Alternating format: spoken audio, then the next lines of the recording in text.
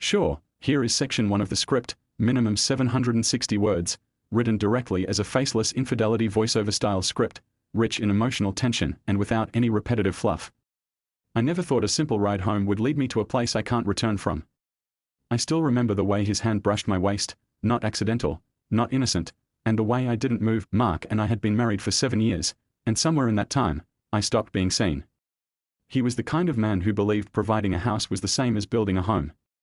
He traveled often, checked emails at the dinner table, answered phone calls during date nights, until we stopped having those altogether. Our conversations became logistics. Groceries. Bills. Reminders. Nothing more. When Tyler, his son from a previous marriage, came to stay with us for the summer, I honestly thought nothing of it.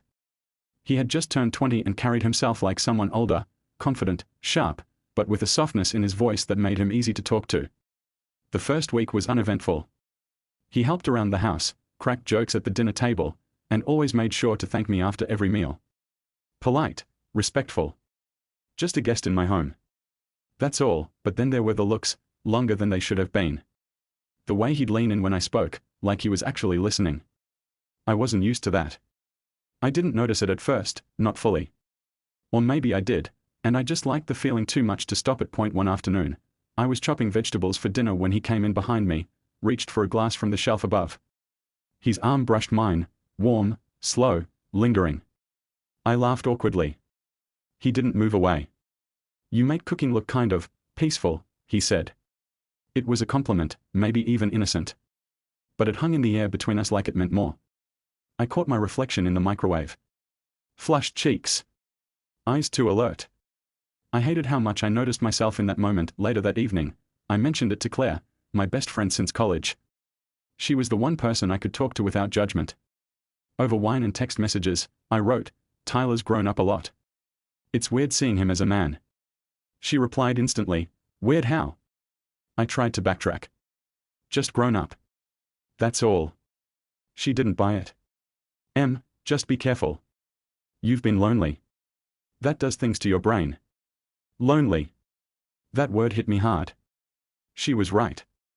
I hadn't felt desired in years, not by Mark. And maybe I wasn't trying to be noticed by Tyler, but I didn't hate it when I was. The next morning, Mark left early for a work trip. Tyler and I were alone in the house. He walked into the kitchen shirtless, casually sipping coffee, and asked if I needed help with anything. I told him no, tried to keep my eyes on the sink, not on his bare chest or the tattoo peeking out near his collarbone. He stepped closer anyway. "You okay?" he asked. "You've seemed different." I told him I was fine. I lied. It got harder to draw the line after that. The touches became more frequent. Not inappropriate, not yet, but intentional. A hand on my lower back as I passed him the remote. His knee brushing mine under the table and not moving. A glance that lasted a second too long. Mark came home that weekend. Tyler became quieter, more distant, but not with me. Just with his father. I watched them from the hallway once, sitting in the living room. Mark barely acknowledged him, more focused on a football game than on his son's presence. Tyler stood up, walked away, and caught my eyes as he passed. There was a flicker in his expression, resentment, maybe. Or defiance. I couldn't tell. That night, Mark and I lay in bed, back to back. He asked how things were going at home, and I gave the usual answer. Fine. He didn't notice the hesitation. He didn't notice much at all anymore. He kissed my forehead, turned off the light, and fell asleep in seconds. I stayed awake. I couldn't ignore it anymore. Something was happening, and not just in my head. I wasn't imagining the way Tyler looked at me. I wasn't imagining the way I looked back, and I hated how much I didn't want to stop it. Let me know when you're ready for section 2. Here is section 2, continuing the story in a concise, emotionally direct, high-quality script format. This section is at least 760 words and keeps the pacing tight with no repetition or filler. Mark suggested a weekend trip to his cousin's cabin, said it would be good for all of us. A break. "You and Tyler have been cooped up too long," he added without meaning anything by it. He had no idea what was building between us. I wasn't even sure I did. We packed light, left early. Tyler sat in the back, earbuds in, silent. I pretended not to feel the tension between us. Mark talked about cabin repairs and schedules and things he thought mattered. The air inside the car was heavy, quiet in the wrong way. Halfway there, the car started to smoke. We pulled over, steam pouring from the hood. Mark swore under his breath, kicked the tire, and called his cousin. A neighbor happened to be driving by and offered us a ride back into town. She had an old truck, 2 seats up front, 1 in the back. Mark sat up front. I climbed in next, and there was only one option left. Tyler patted his lap. "Come on," he said with a smirk. "I don't bite." I hesitated for a second too long before sliding onto him. His hands rested lightly on my hips to steady me. I told myself it was nothing. Just physics. Just necessity. Mark didn't look back once. The ride was short, but it felt endless. I could feel the rise and fall of Tyler's breathing under me. One of his hands slid to my waist, just enough to make it feel deliberate. I didn't move. I didn't stop him. His lips were close to my ear when he whispered, "You smell like vanilla." I almost flinched. I didn't. My pulse was loud enough to drown out the road noise. That night, the power went out in the cabin. A thunderstorm rolled in and shook the windows. Mark had had too much to drink and was out cold on the couch, snoring. I laid awake in the spare room, staring at the ceiling, listening to the rain, heart pounding. I wasn't sure what I was afraid of more, Tyler coming to my door or him not coming at all. Eventually, I got up and walked into the kitchen. I needed water, a distraction, a reason to be somewhere else. Tyler was already there. Shirtless again. Leaning against the counter like he had been waiting. Neither of us spoke for a moment. The only sound was the hum of the fridge and the distant thunder. "I couldn't sleep," I said. "Neither could I," he answered. Then the air shifted. He stepped closer, gently tucked a strand of hair behind my ear.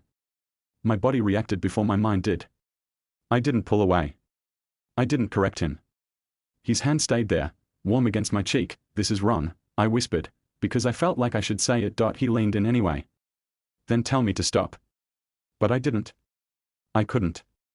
And when he kissed me, it wasn't soft or tentative, it was charged, dangerous, like we both knew exactly what we were doing and that it couldn't be undone. There was no hesitation after that. I lost track of time, seconds or minutes, I don't know. But I remember every single detail. The heat of his skin. The way he said my name like a question. The sound I made when I let go of every boundary I had. We didn't go all the way. It didn't need to go that far to be irreversible. A kiss can ruin a life just as fast as anything else. That kiss did. When I pulled away, I was shaking. "We can't. This can't happen again." He looked at me for a long time. "You kissed me back." "I know," I said, barely audible. He stepped away, gave me space. I went back to the room and curled up on the edge of the bed, every nerve awake, guilt crawling under my skin like a second layer. I didn't sleep. The next morning, I avoided him completely. Mark was cheerful, completely unaware. He complimented the coffee, asked if we slept okay. I nodded like I hadn't just betrayed him in the worst possible way. Tyler barely looked at me. Or maybe I just avoided looking long enough to believe that, but every second since that moment in the kitchen, I knew something had changed. I had crossed a line that didn't fade just because we didn't talk about it. I wanted to pretend it was the rain, the wine, the loneliness, but that would have been a lie. The truth was, it had been building long before that night, and now it was real. Let me know when you're ready for Section 3. Here is Section 3, written in the same tight, emotionally direct voiceover style, with no repetition, and minimum 760 words as requested. Morning light made everything worse. Mark was humming as he packed up, full of plans and leftover cheer from the night before. He asked if I slept well. I said yes.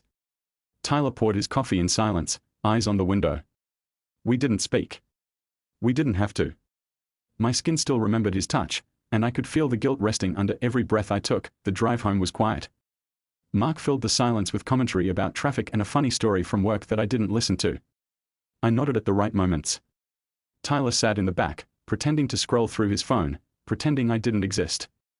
My stomach was in knots. Every time I glanced in the mirror, I saw his reflection behind me, neutral, unreadable, but still too much. At home, I waited until Mark left for a meeting before I messaged Claire.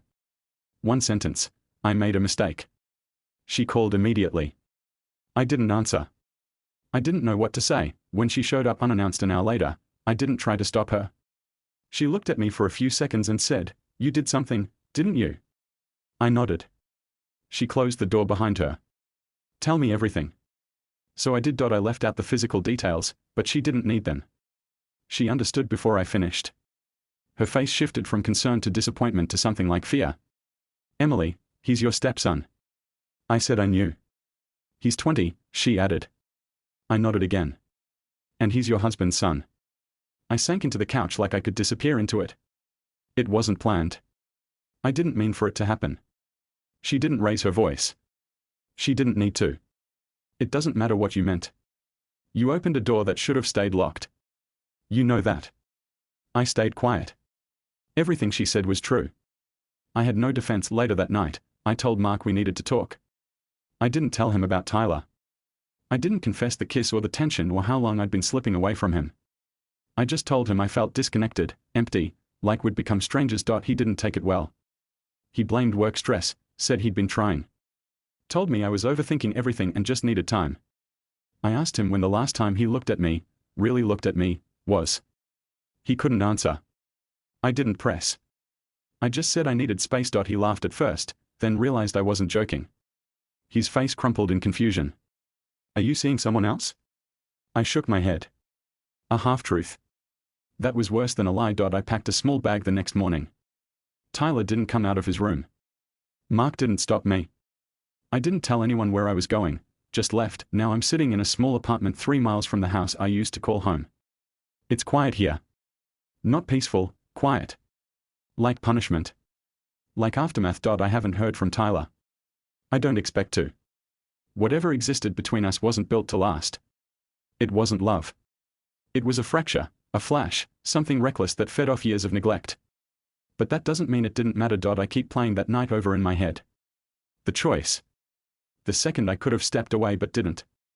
The second I leaned in. Sometimes I think I miss Mark. But really, I miss who I used to be when I still believed I was seen. I miss feeling like a wife, not a ghost. Claire calls every few days. She doesn't say much. Just enough to remind me I still have someone who knows the worst thing I've done and chooses not to leave. There's no redemption story here. No grand apology or reunion. Just silence, and consequences. I made a decision. And now I'm living inside the echo of it. I don't know if I'll ever go back. Or if Mark would even let me. I don't know if Tyler regrets it. I don't know if I do. Some things are bigger than guilt. Some lines, once crossed, can't be redrawn. People think infidelity is just about sex. It's not. It's about attention.